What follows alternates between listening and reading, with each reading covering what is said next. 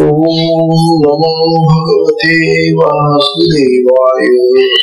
भगवते वासुदेवाय।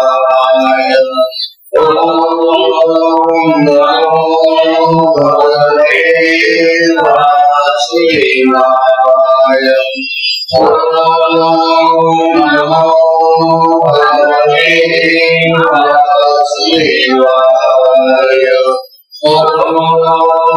नमो भगवते वासुदेवाय। श्री सद्गुरुनाथ महाराज की जय। चिंतन श्री गुरुदेव दत्त परम पूज्य श्री सद्गुरु संत ज्ञानेश्वर महाराज की जय।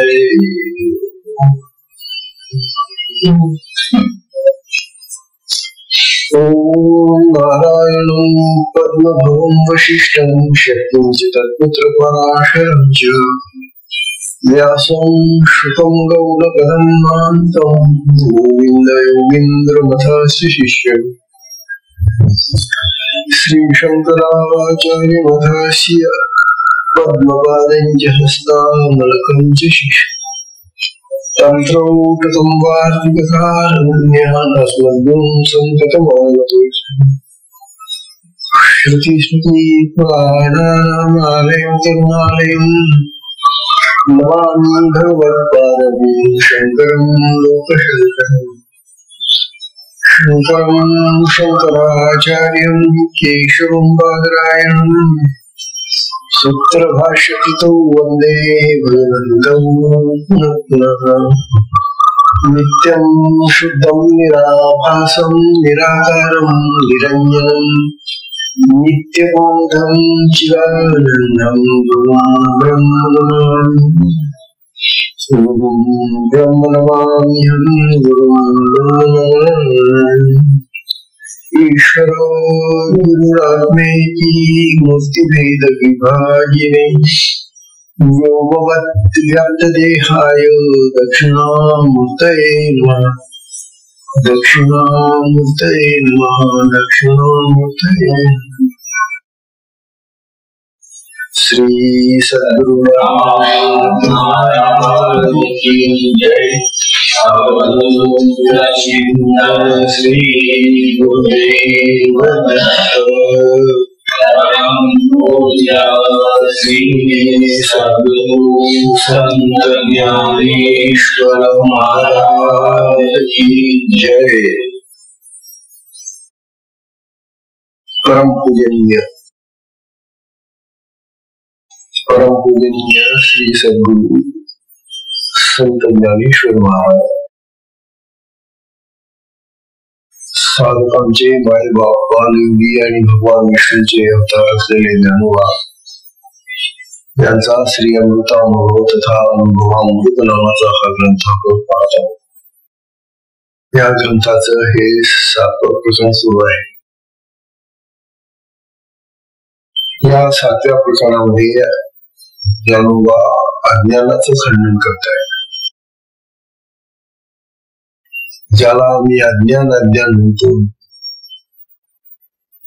वास्तविक हे अज्ञान नाहीच असं ज्ञानोबा आता आपल्याला सांगणार आहे। ज्ञानोबा जेव्हा आम्हाला असं म्हणतात की अज्ञान नाही आहे, तेव्हा ते त्या आत्म्याच्या ठिकाणी असताना बोलतायत, आत्मस्थितीतून बोलतायत आणि आत्म्याच्या ठिकाणी अज्ञान नाही। परंतु जगामध्ये जी सर्वसामान्य माणूस आहे, पशु पक्षी प्राणी आहे, यांच्या ठिकाणी आपण पाहतो की घोर अज्ञान आहे। तेव्हा अज्ञान आहे का मग नाही असा प्रश्न निर्माण होतो। अज्ञान आणि ज्ञान त्याच्या सापेक्ष ज्ञान असतं, आणि ज्ञानाने अज्ञान जातं असं आम्ही म्हणतो। ज्ञान झालं की अज्ञान गेलं. आता अज्ञान आपल्याला असं समजलेलं आहे की हे जे ज्ञान आणि अज्ञान जगातलं आहे ते दोन्ही नाही. अज्ञानही नाही आणि त्याच्या सापेक्ष असलेलं जे ज्याला ज्ञान म्हणतो ते ज्ञानही नाही. हा विषय चाललेला आहे. आणि आता हा विषय सांगत असताना ज्ञानोबा आपल्याला सांगतायत ज्ञानोबा नेहमी आज्ञाच्या संबंधी बोलून राहिलेलं मात्र लक्षात ठेवा. 8वी ओळी आता आपली चालली का? 8व्या ओळीमध्ये ते सांगतायत पहा, या अज्ञान ज्ञानाते अंगीच आहे जिथे तरी जेथे असे तया ते नेण कान करी. हा म्हणता दोघात बोलवा. ज्ञानोबा असं म्हणतायत की हे अज्ञान आणि ज्ञान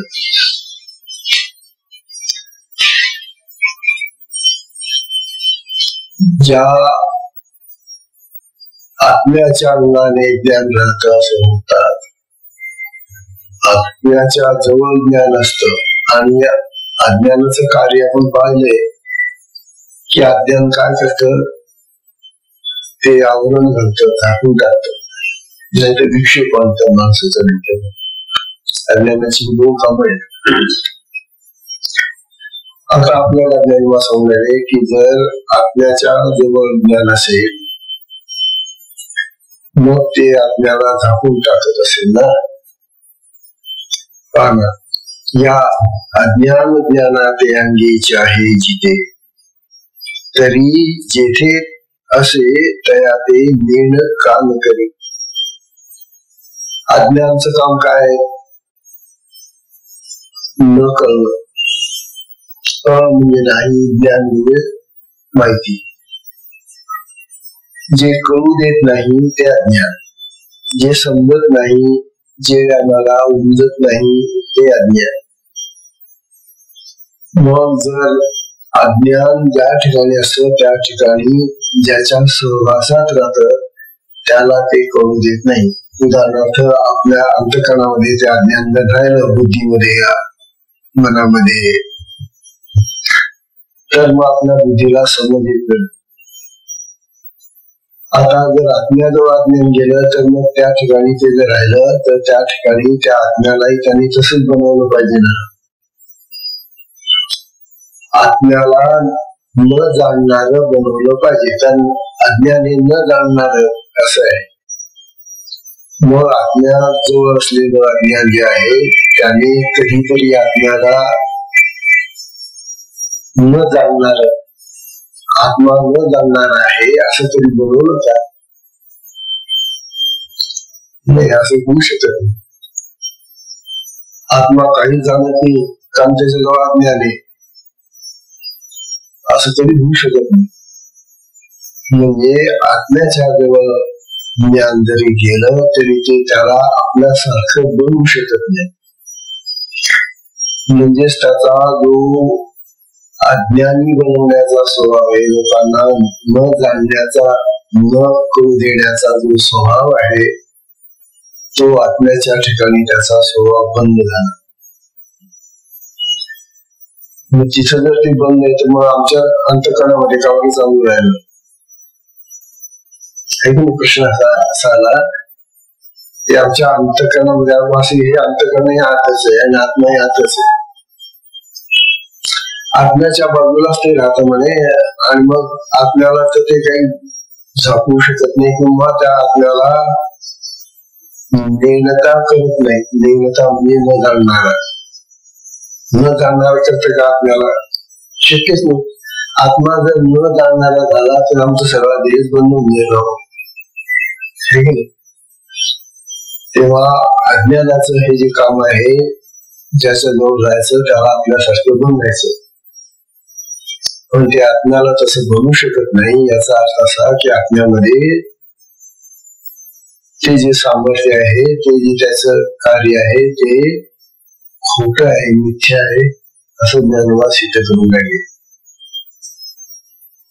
शिवाय आत्म्याचं दुसरं लक्षण आहे जडत्व.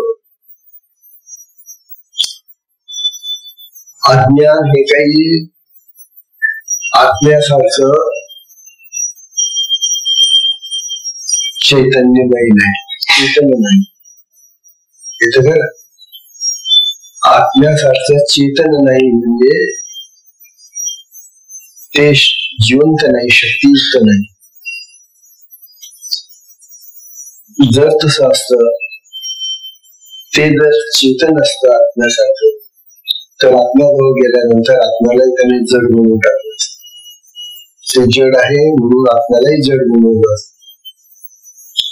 परंतु आत्मा कधीही जड होऊ शकत नाही. आत्मा अखंड चितघन आहे, चित स्वरूप आहे, चेतन स्वरूप आहे, चैतन्यमय आहे. आत्मा चैतन्यमय असल्यामुळे त्या चैतन्यमय आत्म्याला ते कधीही एखाद्या लाकडाप्रमाणे दगडाप्रमाणे बनवू शकत नाही, जड. याचा अर्थ असा झाला की जर ते आत्म्याला जड बनवू शकत नाही, आत्म्याला देणता बनवू शकत नाही, त्याची याची ही दोन्ही कार्य विफल आहेत, काही उपयोगाची नाही. आणि म्हणून ती जरी आम्हाला असं वाटत असेल की आपल्या बुद्धीमध्ये राहतं, आपल्या अंतःकरणात राहतं, म्हणून त्या अज्ञान आम्हाला जड करून टाकतं, आम्हाला नेणता करून टाकतं, न जाणणारा टाकतं, असं जर तुम्हाला वाटत असेल तर ते खोटं आहे. त्याचं तेव्हा अज्ञान नावाची जी काय स्थिती आहे, ती अज्ञानाची स्थिती कल्पित आहे असे ज्ञानोबा आपल्याला सांगतायत.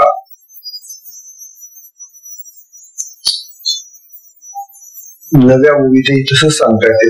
नवी ओवी तशी ते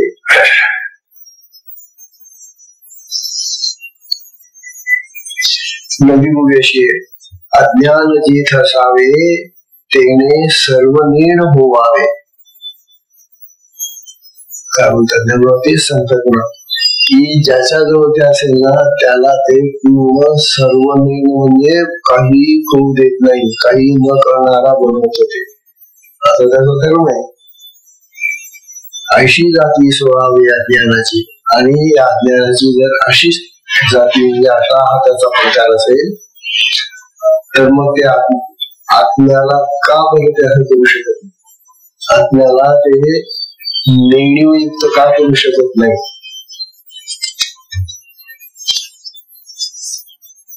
म्हणतात आत्म्याला जर ते करू शकत नाही, आत्मा जर चेतन आहे आणि त्या चेतन आत्म्याला जर हे जडही करू शकत नाही आणि त्याला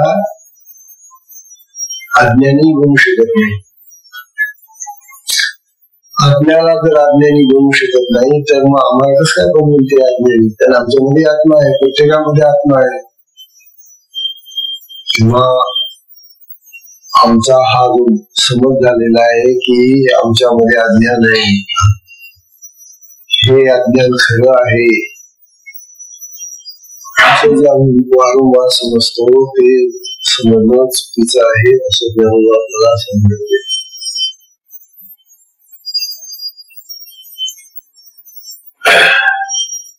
आत्म्याचा स्वभाव काय म्हणे? आपला अज्ञानाचा स्वभाव काय सांगितला की ते दुसऱ्याला अज्ञानी म्हणतात, त्याचं जवळ जाईल ना त्याला अज्ञानी बनवत. कशाप्रमाणे? एका गोरापान कपडे चांगले घालतेला मनुष्य जर कोळशाच्या दुकानात गेला, कोळशाची बुट्टी उडून राहिली तिथं, तर ती कोळशाचा तो जो त्या ठिकाणी धुवा धूळ उडून राहिलेली आहे ती याच्या कपड्यात बसल्याशिवाय नाही का? आज पांढऱ्या कपड्यावरती तर चटकन उडून दिसेल ना मग कोळशाचा काळा रंग. म्हणजे कोळशाने मनुष्य काळा होतो हे स्पष्ट आहे. तसं अज्ञानाने मनुष्य अज्ञान होतो हे खरे की नाही? हे फक्त आम्हाला ज्ञानोबा सांगतात की अहो हे खरं नाहीये, हे अज्ञान दुसऱ्याला तसं बनवू शकत नाही, कारण त्याच्यामध्ये जडत्व आहे ना, जडपण आहे. जड म्हणजे काय? ज्याच्यामध्ये चेतना नाही. चेतना नसलेला एखादा जड पदार्थ दुसऱ्या पदार्थाला कसं काय बनवलं?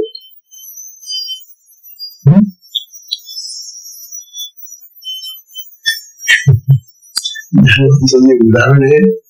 म्हणून जाणून म्हणतात की हे जे तुम्ही म्हणतात की जो कोळसा जसा काळा करून टाकतो त्याच्याजवळ गेला म्हणजे, तसं हे अज्ञान त्या ज्याचा जवळ असेल त्याला ते अज्ञानी बनवून टाकतो. हे जे तुमचं म्हणणं आहे हे खरं नाहीये, कुठे आहे?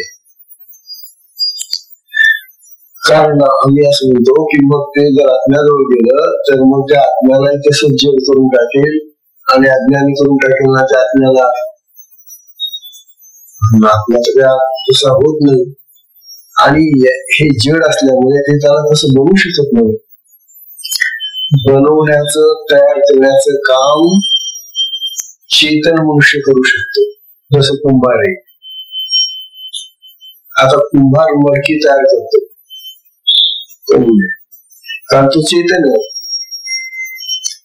पण त्याचं जे गाढव आहे त्याला जर सांगितलं, आता गाढव सुद्धा त्याच आहे ना, त्या गाढवाला जर सांगितलं की अरे बाबा तू मडके तयार करत आहे आणि तू गावाला गेलेला आहे, तू खर मडके, गाढवाला मडके करतात गाढव चेतन होईल. किंवा आणखी त्याच्या ठिकाणी मडके बनवणार ते जे हे असतं ना घडणार, त्या घडणीला सांगितलं की बाई तुझा मालक गावाला गेलेला आहे, तू आता मडके घडणार. आता ती जड आहे ती टिपरी नाही का, ती कशी काय घडेल? म्हणजे जड पदार्थ चेतनचं काम नाही करू शकत. चेतन म्हणजे जो जिवंत आहे, ज्याला निश्चित शक्ती प्राप्त आहे आत्म्याची, तो चित्तयुक्त असा जो चेतन आहे तोच ते काम करू शकतो. जड पदार्थ कसा करेल? अहो साधी गोष्ट सुद्धा घ्यायला. अहो आम्ही आता बाहेर चाललो बरं का, ते कुंपाला सांगितलंय तू आता बंदून जा बरं का, तू दार बंद करून तू लागून जा बरं का. तिथं ते मी काय कस काय दार लावू आणि कस काय ते त्याच्या कडीमध्ये अडकून बंदू. मला माझ्याजवळ कोणी चेतन मनुष्य असला तर तो दार लावेल, तो मला त्या कडीमध्ये अडकेल, तो किल्ली फिरवेल, तेव्हा मी बंद घेणार. आपोआप कसं काय लागते कधी, पण ते जड आहे ना. तसं अज्ञान हे जड आहे. अज्ञान जड असल्यामुळे ते दुसऱ्याला कसं बनवेल? मग जड पदार्थ दुसऱ्याला काही करू शकत नाही ना. तात्पर्य आपल्या खिशामध्ये समजा पैसे, आता खिशामध्ये पैसे आहेत पण आपण त्याला हात न लावताना म्हटलं की हे पैशांनो आम्हाला बाजारातली वस्तू घेऊन दे ना, ते आपोआप तुमचे पैसे खिशातून. अहो तुमचा हात त्याला लागल्याशिवाय, त्याच्या हातामध्ये आल्याशिवाय ते तुम्ही देऊ शकत नाही ना. कारण ते जे पैसे आहे ते जड आहे. आपला हात जो आहे तो चेतन आहे. चेतनाने कार्य होत, जडाने दुसऱ्याला बनवता येत नाही, करता येत नाही. हा प्रकार आहे, आपण प्रत्यक्ष पाहतो. मग हे जे अज्ञान आहे, अज्ञान म्हणतात ते जड आहे.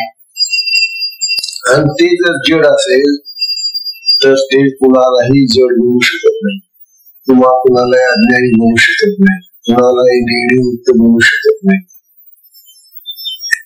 हा ज्ञानवादाचा सिद्धांत आहे. पण आमच्या डोक्यामध्ये बसून गेलेलं आहे लहानपणापासून, अज्ञान आहे, अज्ञान आहे, अज्ञान आहे. वास्तविक हे अज्ञान नावाचं काहीच नाहीये. ते सापेक्ष जे ज्ञान आहे त्याचंही खंडन करणारे ज्ञान तेही नाहीये. कारण ते जे ज्ञान आहे याच्या सापेक्ष असलेलं तेही याचाच भाऊ आहे, अज्ञानाचा जो भाऊ येते. म्हणून ते पुढच्या प्रकरणामध्ये सांगणार आहे. आता ज्ञानोबा आपल्याला सांगतात, जागी होऊन बघा.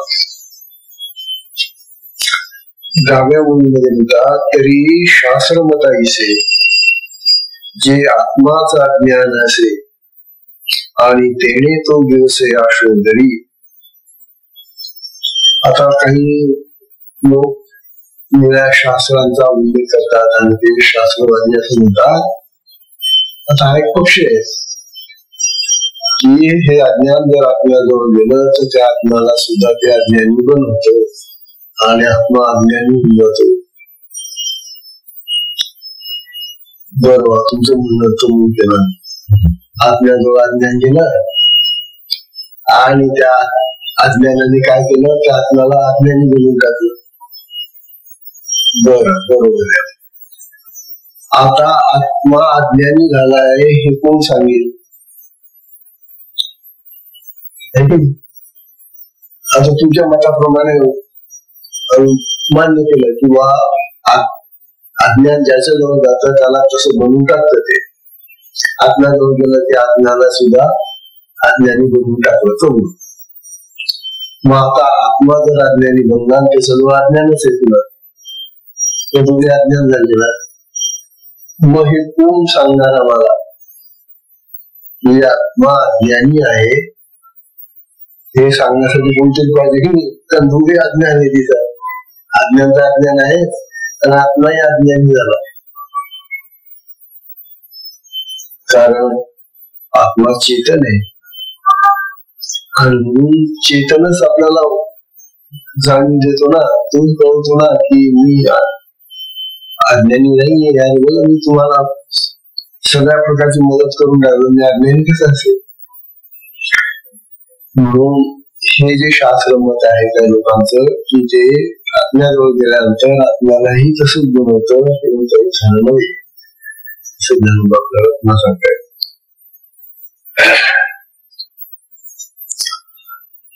आता ज्ञानोबा आपल्याला 10वी ओवी झाली, 11वी ओवीत ज्ञानोबा सांगायले, तरी नुसता तुझे जे अज्ञान असे बीजे तरी त्याची आखी तुझे कोण येते तेथे. पुन्हा तो विषय थोडासा ज्ञानोबा आपल्याला पुन्हा सांगताय. तरी नुसता तुझे काय म्हणतात ज्ञानोबा, नुसता तुझे अज्ञान हे जर त्या आत्म्याच्या जवळ जाऊन तिथे बसलं तर आत्मा आणि अज्ञान यांच्यामध्ये द्वैत येणार आहे. कारण हे अज्ञान गेलं आत्म्याजवळ, आत्मा तर आहे तिथं. आत्म्याजवळ जर हे अज्ञान जाऊन बसलं तर तिथं द्वैत येईल. मग द्वैत म्हणजे दोन होतील ना, एक अज्ञान आहे आणि एक आत्मा आहे. मग हे अज्ञान काय करेल म्हणे, त्याला दाखवते आत्म्याला. मग त्याला मी आता अज्ञानी बनवते बरं, त्याच्या जवळ जातो मी आणि त्यालाही जड करून टाकतो मी, अज्ञानाचं कार्य. मग आत्मा हा विषय झाला ना, अज्ञानाचा विषय आत्मा झाला. असं कधी होईल का? आत्मा कोणाचाही विषय होऊ शकत नाही, कुणामुळेही काही बदल होत नाही त्याच्यामध्ये. तो सगळ्यांना बदलून टाकणारा आहे. मग हे अज्ञान त्याच्याजवळ जाऊन त्याच्यावर टाकणार नाही. ज्ञानोबा सांगताय की हे जे शास्त्र अनेक लोकांचं असं मत आहे ते मत त्यांच्या दृष्टीने असेल बरोबर, परंतु हे पटणार नाही. अज्ञानाला आत्म्यामध्ये जाऊन काहीही करता येणं शक्य नाही. आत्मा चेतन आहे, चैतन्यमय आहे. अशा चेतन स्वरूपात्म्याला हे जड अज्ञान काय तरी तात्पर्य अज्ञान नावाची गोष्ट बीज रूपाने सुद्धा त्या ठिकाणी राहू शकत नाही असे ज्ञान. तरी नुसता तुझे जे अज्ञान असे बीजे ते त्याच्या आधी हे तुझे कोण येथे आत्म्याला अज्ञान स्वरूप करण्याचं हे जे बीजरूप कार्य आहे ते सुद्धा ह्या अज्ञानाला करता येण्यासारखं नाही. म्हणून आत्मा आणि अज्ञान यांची संगत होऊ शकत नाही. आत्म्याच्या जवळ ते जाऊ शकत नाही. जसा शब्द गेला नाहीसा झाला तसंच हे अज्ञान आहे. तेव्हा हे असंभवनीय आहे, हे होऊ शकत नाही असं म्हणून आपल्याला पुन्हा पुन्हा सांगून राहिले. पुन्हा 12 मध्ये पुन्हा सांगतायत अज्ञानत्वा पुन्हा ते जडपणे नेणे निरुते आणि प्रमाण प्रमाणाते होत असे. तेव्हा 3 गोष्टी ज्ञानवानी यामध्ये सांगून टाकल्या आपल्याला. ज्ञानवा सांगताय अज्ञानत्वा पुन्हा ते जडपणे नेणे निरुते. ते अज्ञान जे ना ते जड आहे. एक आता जड वस्तू जी असते ना ती स्वतःला सुद्धा स्वतः जाणत नाही. हे तसं नाही की नाही. समजा एक भांड आहे, त्या भांड्याला माहितीये कमी भांड आहे. ते भांड जे आहे ते जाणतं कमी भांड आहे म्हणून. आणि मग त्याच्यामध्ये भांड आहे कशाचं भांड आहे हे जाणेल की ते. जड वस्तू स्वतःला सुद्धा जाणू शकत नाही तेव्हा ती दुसऱ्याला कसं काय बनवू कशाला परिणाम करायची. म्हणजे एक तर ती जड आहे. जड वस्तू स्वतःला जाणत नाही हा सिद्धांत आपण पाहतो. ते जड वस्तूला चेतन वस्तू जाणते म्हणजे आपण जाणतो जड वस्तूला. ही वस्तू स्वतःला जाणत नाही. जड वस्तू जर स्वतःला जाणली असती ना तर मग काय धूम झाली असते आपल्या घरामध्ये. घरात गेल्याबरोबर सगळी भांडी ओरडली असते. अहो मी आहे ना काय तुमच्यासाठी. अहो या ना, हो या ना. काय नाना प्रकार सगळे बोलायला लागले असते आपल्याशी. घरामध्ये नुसता गोंधळ झाला असता जड पदार्थांच्या आरडाओरडीचा. तुमची सगळी चुपचाप राहतात. तात्पर्य असं की जड वस्तूला मी कोण आहे हेच माहिती नसतं. तसं हे जे अज्ञान आहे ना ते अज्ञान म्हणजे खरोखरच स्वतःला जाणत नाही. ते पुन्हा जड आहे. स्वतःलाही जाणत नाही मग ते दुसऱ्याला काय जाणायचे आणि दुसऱ्याला कसं अज्ञान बनवायचे. म्हणून अज्ञान नावाची ही जी कल्पना आहे आपली ती सक्षम खोटी आहे, मिथ्या आहे असं आपल्याला त्याचं खंडन करताना सांगून राहिलेले. तेव्हा या 12व्या वेळी सुद्धा गरिबांनी त्याला जडपण असल्यामुळे आणि शिवाय ते प्रमाणही नाही ना. प्रमाण म्हणजे जसं प्रत्यक्ष प्रमाण आहे, अनुमान प्रमाण आहे, शब्द प्रमाण आहे तसं अज्ञानी प्रमाण होऊ शकत नाही कशाचं. ते जर प्रमाणही होऊ शकत नाही कशाचं स्वतःलाही जाणू शकत नाही स्वतः जड आहे. मग असं जे अज्ञान आहे ते अज्ञान वास्तविक कल्पित आहे. कल्पना आहे आपली ते अज्ञान आहे असं ज्ञान आपल्याला समजावे.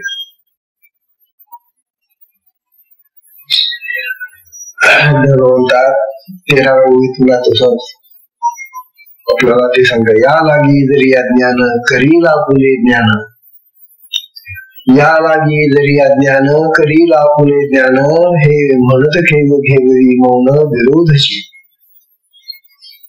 ज्ञानोबा म्हणतात म्हणून अज्ञान आपल्याला जाणत असं म्हटल्याबरोबर विरोधी मग त्याला अज्ञान म्हणाल तर तुम्ही. अज्ञान म्हणजे जे जाणत नाही त्याला अज्ञान म्हणता ना. आणि अज्ञान जर स्वतःला जाणायला लागलं मी अज्ञान आहे, मग विरोध झाला ना.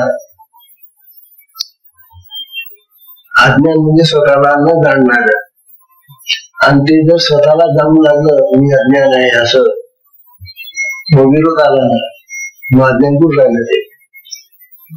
म्हणून त्यामुळे म्हणतात अज्ञान हे स्वतःला तर स्वतः जाणत नाहीच नाही. आणि जर तुम्ही म्हटलं की ते दुसऱ्याला अज्ञान बनवत, कसं बनवेल ते? काय त्याच्या हातामध्ये कोणतं शस्त्र आहे, कोणतं उपकरण आहे, कोणता मसाला आहे त्याच्याजवळ आपल्याला अज्ञानी बनवण्याचा? तरी पाहिलं का अज्ञान? अरे ही पोरगी अज्ञानी नावाने अज्ञानी, पण कधी पाहिलं का तिच्यातलं अज्ञान? हा आमचा भ्रम आहे. मी अज्ञानी आहे, माझ्यामध्ये अज्ञान आहे, हा जो समज आहे ना, हा असा पक्का धरून ठेवला मी. त्यामुळे होता अरे कसलं घेऊन बसला तुम्ही अज्ञान अज्ञान. तेव्हा अज्ञान नावाचं काहीही नाहीये, ही एक कल्पित वस्तू आहे, कल्पित असा प्रकार आहे हा. म्हणून अज्ञान नाही.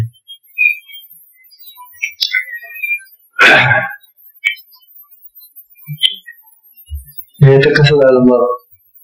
अज्ञान जर म्हणाल की मी माझं मी मला जाणतो, अज्ञान जर असं म्हणायला लागलं की मी मला जाणतो अज्ञान, तर मग एखादा मुका म्हणेल की मी बोलू लागतो.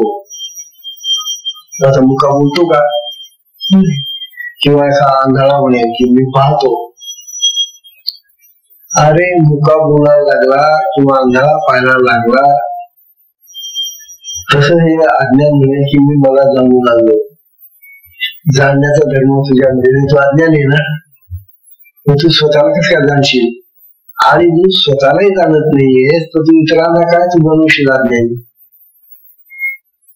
अशा प्रकारे ज्ञानोबा या अज्ञानाचं खंडन करतात. अज्ञान नाहीच आहे हे मुख्यतः आपल्याला साधकांना फार महत्वाचं आहे. आपल्या डोक्यामध्ये जर असा भ्रम राहिला तर आपली प्रगती कधीच होणार नाही. प्रगती होण्यासाठी, उन्नती होण्यासाठी, विकास होण्यासाठी आपल्याला अज्ञान नाहीये असं बघूनच तुम्हाला चालावं लागेल. आणि तुम्ही जर म्हटलं मी अज्ञानी आहे, मी काय करू मुंबईच घरामध्ये काहीच करता येणार नाही तुला. तू जर अज्ञानी आहे तर तू घरामध्ये बसून राहा नुसतं दगडासारखा. बस कारण दगड जड असतो ना, अज्ञानी जड आहे, मग त्या दगडासारखा बसून राहा, दगड काय काम करेल? तसं ज्ञान म्हणतात अज्ञान नाहीये. साधकांनो अज्ञान नावाची गोष्टच नाहीये. उगाच अज्ञान अज्ञान अज्ञान करून करून तुम्ही तुमचं नुकसान करून घेता. अशा प्रकारे ज्ञान आपल्याला समजून आले बाबा. आता 14वी ओवी लक्षात घ्या. 14वी ओवी. आणि जाणती वस्तू एक ते येणे अज्ञाने की जे मूर्ख, ते अज्ञान हे लेख कौन धरी. अंतर्वा ज्या ज्ञानाच्या आश्रयाने ते अज्ञान राहत. आता आमचं म्हणणं असं आहे की म्हणजे ते अज्ञानाजवळ राहत होते. अज्ञान ते दोन भाऊ आहेत ना, जुळे भाऊ आहेत ना, ते ज्ञान आणि अज्ञान. आता हे जे ज्ञान आहे हे ज्ञान आत्म्याचं वेगळं आहे का? अज्ञान सापेक्ष जे ज्ञान असेल ते जगाचं, हे ज्ञान आणि अज्ञान दोन्ही एकमेकांच्या जवळ राहतात, त्याच्या आश्रयामध्ये राहतात. आता ते ज्ञान अज्ञानाला जाणत असेल असे जर म्हटलं आपण, किंवा ते जे त्याच्याजवळ ज्ञान आहे ना अज्ञानाच्या जवळ, ते ज्ञान त्या अज्ञानाला जाणत म्हणून त्याला ज्ञान म्हणायचं. असं जर आपण म्हटलं तर त्या ज्ञानास अज्ञानाने आपल्यासारखे मूर्ख केले मग अज्ञान आहे हे कोणी म्हणायचे? ज्ञानोबा म्हणतात अज्ञान आणि ज्ञान ह्या ज्या सापेक्ष कल्पना आहेत ह्या एकमेकांच्या जवळ असल्या आणि ते अज्ञान म्हणतं हा माझा भाऊ आहे आणि ते ज्ञान म्हणतं हा माझा भाऊ आहे. मूर्खपणा झाला ना. अज्ञानाला तर काही कळत नाही, काही समजत नाही, ते जग आहे नाही का. मग ते ज्ञानाशी ओळख कशी करी?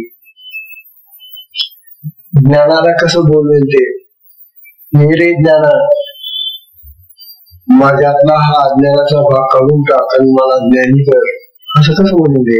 कारण ते तर जड आहे, एखाद दगड बोलू लागेल का? तात्पर्य असं की अज्ञान आणि ज्ञान हे जरी जवळजवळ तुम्ही म्हणता त्यात वेळ असले तरी त्या ज्ञानाने त्या अज्ञानाला शिकवलं किंवा ह्या अज्ञानाने त्या ज्ञानाच्या गळ्यात मिशी मारली, हे जे आहे हे सगळं काल्पनिक आहे, खोटं आहे असं ज्ञानोबा सांगतात.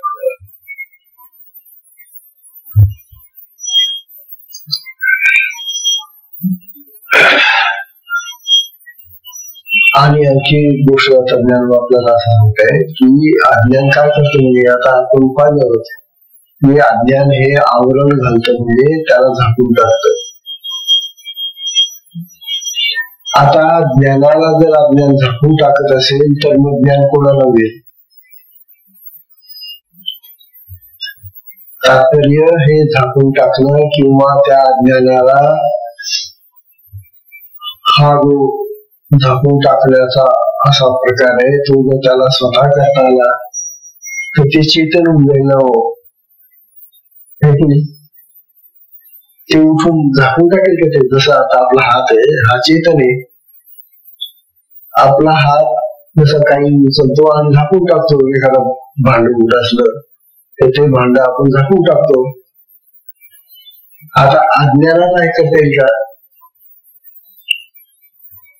आवरण घालता येईल का अज्ञानाला?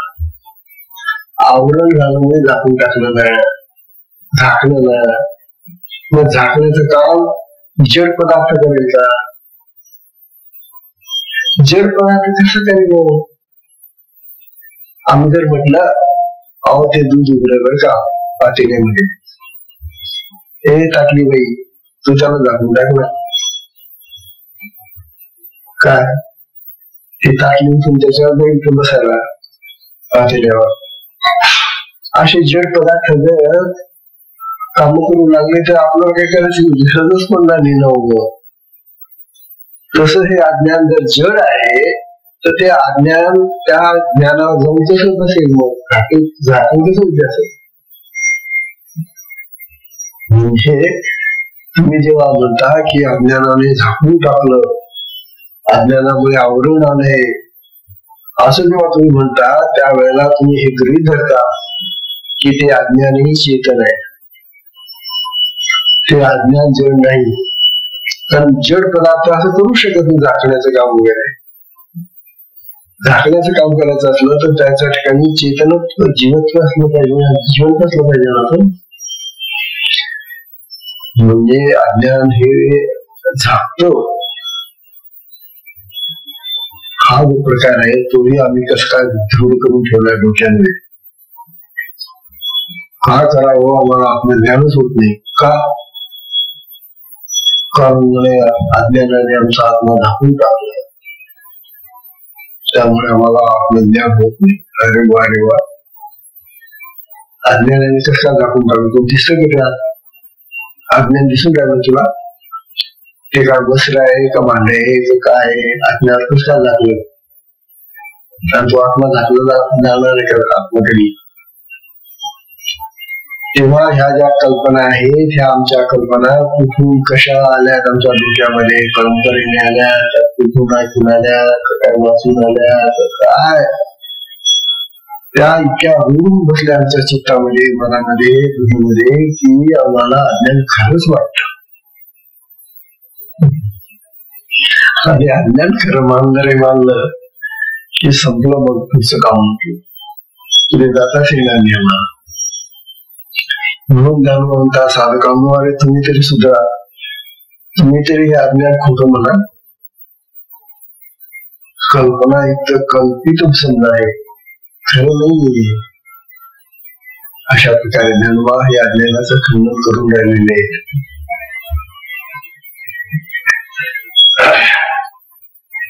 तेव्हा ही 13वी ओवी सुद्धा तेच सांगते.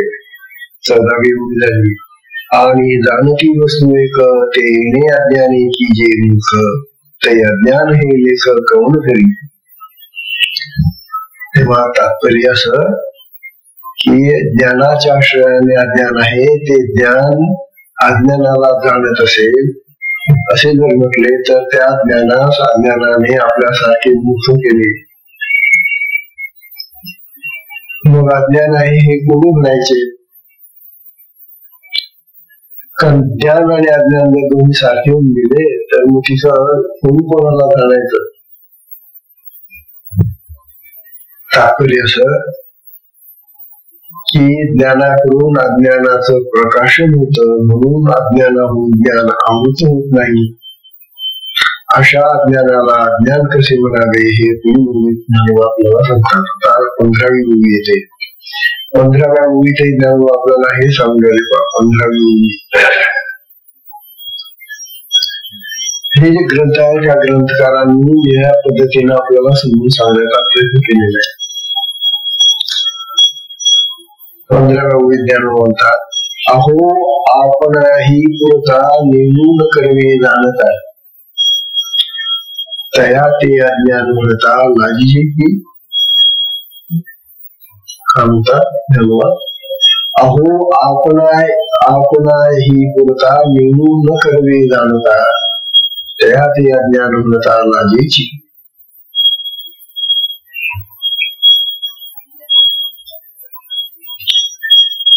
आपल्याला आत्म्यासंबंधी समजले. हे अज्ञान जर आत्म्याला आपल्या पूर्त का होईना, त्याच्या पूर्त का होईना आत्म्याला झाकून टाकण्याचं काम जर करेल, काय करावं आम्हाला काही कळतच नाही, कारण अज्ञानाने आमचा आत्मा झाकून टाकलेला आहे असं जर रडत बसलो आम्ही, मग हे अज्ञान कोण दूर करेल? दूर करणारा आत्मा आहे, तो झाकून टाकलेला आहे ना. अहो कंदिलावर काजळी आली तर तो दिवा दिसेल का, ती ज्योत दिसेल का? नाही. तद्वत या आत्म्यावर हे जर अज्ञान येऊन बसलं म्हणे असं काजळी सारखं, तर मग तो आत्मा कसा दिसेल बरं? बरं दिसला तर मग तुम्हाला कोण ज्ञान देईल बरं?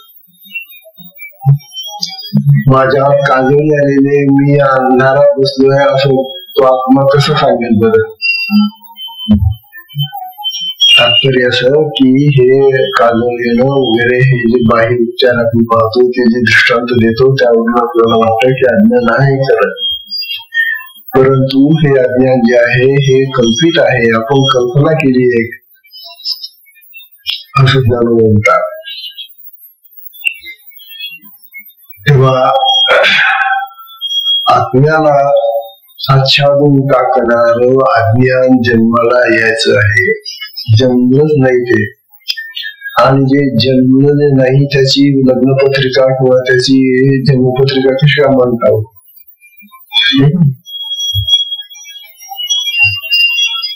तेव्हा आत्म्याला कोणी दाखवू शकत नाही. आत्मा हा स्वयंप्रकाशित आणि अत्यंत प्रभावी आहे, तो सगळ्यांना दूर करणार आहे. तेव्हा हे जे अज्ञान आहे, अज्ञान घेऊन चालले आम्ही, ते अज्ञान त्या आत्म्यालाही झाकून टाकतो. असा जो काही प्रवाद लोकांमध्ये चालू आहे तो किती खोटा आहे असं ज्ञानोबा आपल्याला समजेल. आता ज्ञानोबा प्रत्यक्ष उदाहरण देतात 16व्या ओवीमध्ये दृष्टांत पाहतात. ज्ञानोबा दृष्टांत असा देतात, आभाळे भाऊ ग्रासे, तो दृष्टांत देतात. ते आभाळ कोणे प्रकाशे सुषुप्त या असे तेची कोणा.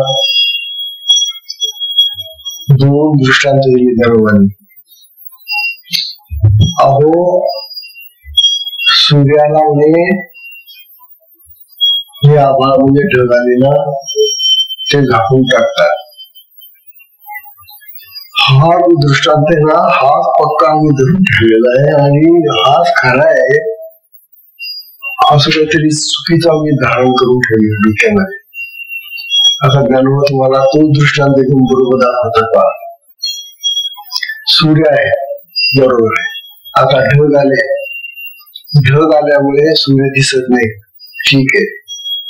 त्या ढगांनी सूर्य झाकला गेला, बरोबर आहे. मग ढग आलेले हे कोण दाखवलं सांगा ना. मग सूर्य झाकलाय ना आणि त्यांनी झाकून टाकले त्याला. मग सूर्य आहे आणि सूर्याला ढग झाकून टाकतायत हे कोणी सांगितलं तुम्हाला? कोणी दाखवलं तुम्हाला ढग? तो सूर्य दाखवतो, तो सूर्य दाखवतो ना. तसं हे अज्ञान आहे आणि अज्ञानाने आत्म्याला झाकून टाकलेलं आहे. हे कोणाला कळेल? कोणी सांगावं की मला झाकून टाकलेलं आहे? शेवटी तो आत्मा सांगेल ना. म्हणजे हे अज्ञान खोटे. हे ढग जसे येतात आणि निघून जातात त्यांचं काम, त्यांचं ते उन्हाळ्यावर वाहन चाललेलं असतं. एक दृष्टांत आहे. किंवा दुसरा दृष्टांत ज्ञानोबा सांगतात. झोपच जर झोपी गेलेल्या माणसाला म्हणेल की मी तुझ्यावर रुसली आहे, का म्हणते? ती झोपी गेलेला माणूस आहे, झोपलेला आहे. आता झोपी गेलेला माणूस, झोपलेला माणूस तो जो झोपेत आहे तेव्हा ती झोप म्हणते की हे मी तुझ्यावर रुसलेली आहे. कोणी सांगितलं? कसं कळलं झोप रुसली का त्याच्यावर? झोपेचा अनुभव कोणाला येतो? मला गाढ झोप लागली त्या. तू झोपेत होता ना रे, आणि तुला गाढ झोप लागली होती ना. मग तुला गाढ झोप लागली, खूप छान वाटलं मला झोपेमध्ये, आराम मिळाला मला, हे तुला कोणी सांगितलं? म्हणजे झोपेत सुद्धा त्याला ज्ञान होते. म्हणजे झोपेनं तुला पूर्ण आच्छादून टाकलेलं नाहीये. तुझ्यामध्ये असलेला जो आत्मा राजे तो जागा आहे ना. म्हणून झोप ही वरवरची आहे हे सिद्ध होत. आत्म्याला ती झाकू शकत नाही, आत्म्याला झोप येऊ शकत नाही. ती झोप आत्म्याला आणू शकत नाही. ती तुमच्या मनाला आणते, तुमच्या इंद्रियांना आणते आणि ती बंद करून ठेवते. पण तू आत्म्याला बंद केली तर ती झोप, आत्म्याला जर बंद करायला लागली तर कोणी झोपणार नाही. मग अरे बाबा, ही झोप जर आपल्याला असं बंद करणार असेल तर कोण झोपेल का? कोणी? तात्पर्य असं की झोप ही फक्त वरची इंद्रियांची स्थिती आहे. आत्म्याला तिचा काही परिणाम नाही, आत्म्याला त्याचा काहीच परिणाम नाही. म्हणून झोप सुद्धा ही अशीच अवस्था आहे की ती फक्त शरीराची पुष्टी अवस्था आहे, इंद्रियांची अवस्था आहे, आत्म्याची अवस्था नाही. आत्मा जागाच आहे तिथं. कारण झोप लागली हे सुद्धा आत्मा सांगतो ना मला. आत्मा नसेल तर कोण सांगेल? मेलेल्या माणसाला तो मनुष्य मेलेला आहे कोण सांगेल त्याला? कारण आत्माच नाही तिथं, मेलेला आहे तो. आत्मा असला तर तो बरोबर सांगेल. तात्पर्य असं की झोप ही जशी वरवरची आहे तसं अज्ञान हे सुद्धा वरवरचे आहे, हे कल्पित आहे, खरं नाही. ढग जसे त्या सूर्याला आच्छादून टाकलं तरी ते ढग आलेले आहेत हे त्या सूर्याच्या किरणांनी आपल्याला कळत. त्याचाच प्रकाश आपल्याला सांगतो की ढग आलेले. तर आत्म्याजवळ अज्ञानाचं काही कार्य नाही, काही महत्व नाही.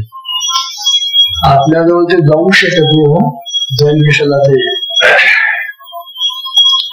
तेव्हा अशा तऱ्हेनं आत्मा आमचा झाकला जातो. आम्ही आत्मज्ञान कशाला प्राप्त करावं, कारण आम्ही फार अज्ञानी आहोत. असा ग्रह करून बसवू नका. असा जर ग्रह करून बसला तर असेच बसून राहा. प्रत्येकाला आत्मज्ञान होऊ शकतं असं ज्ञानोबा म्हणून राहिले. पण आत्म्याचा अनुभव त्यांना आहे स्वतःचा ज्ञानोबांना. म्हणून तुम्हाला सुद्धा तो आत्म्याचा अनुभव माझ्यासारखा घेता येईल. पण तुम्ही तुमचं जे अज्ञान जे म्हणतात मी ते डोक्यातनं काढून टाकायचं काय. अज्ञानाला हाकलल्याशिवाय डोक्यातून काढल्याशिवाय तुमची प्रगती होणार नाही असं ज्ञानोबा आपल्याला समजेल. आणि खरे होय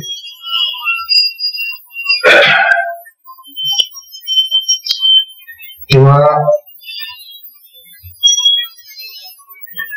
आपल्याला ज्ञान आणि अज्ञान या बाबतीचा जो भ्रम निर्माण होलेला आहे त्या भ्रमाचं उच्चाटन करण्यासाठी ज्ञानोबांनी हा अमृतानुभव सांगितलेला आहे. आणि हा जर आपण ऐकला नाही, यातलं हे तत्व समजून घेतलं नाही तर पूर्वी जसे होत ना तसेच राहू. जसे जगातले अन्य लोक आहेत ना ते तसेच राहू. मग साधन घेऊन तरी काय करणार तुम्ही? साधन घेऊन तुम्हाला तुमचं जे अज्ञान आहे ना ते नष्ट नाही करता येणार जर तुमचा भ्रम कायम राहिला का. भ्रमिष्ठ माणूस किती साधना करत सगळे काम करूया. म्हणून भ्रम जायला पाहिजे डोक्यातला. हा भ्रम जो आहे ना तो जायला पाहिजे. तरच शक्ती तुम्हाला हात दिलो ती शक्ती तुम्हाला पुढे मिळणार. म्हणून ज्ञानोबा आपल्याला सांगायला मग सुषुप्तीमध्ये अज्ञान असतं का? आता कळलं बा. कारण सुषुप्तीमध्ये जर अज्ञान असतं तर ती आम्हाला गाढ झोप लागली हे कोणी सांगितलं असतं. म्हणून अज्ञान जे म्हणतो आम्ही ते कल्पित आहे असं ज्ञानोबा आपल्याला सांगते. तेव्हा उद्याला 17वी ओवी येते. लक्षात ठेवा. आजच्या सत्संगाची वेळ संपल्यामुळे सत्संगाला विश्राम देऊया. हा सुंदर विषय हे ऐकलंच पाहिजे. हरि ओम तत्सत.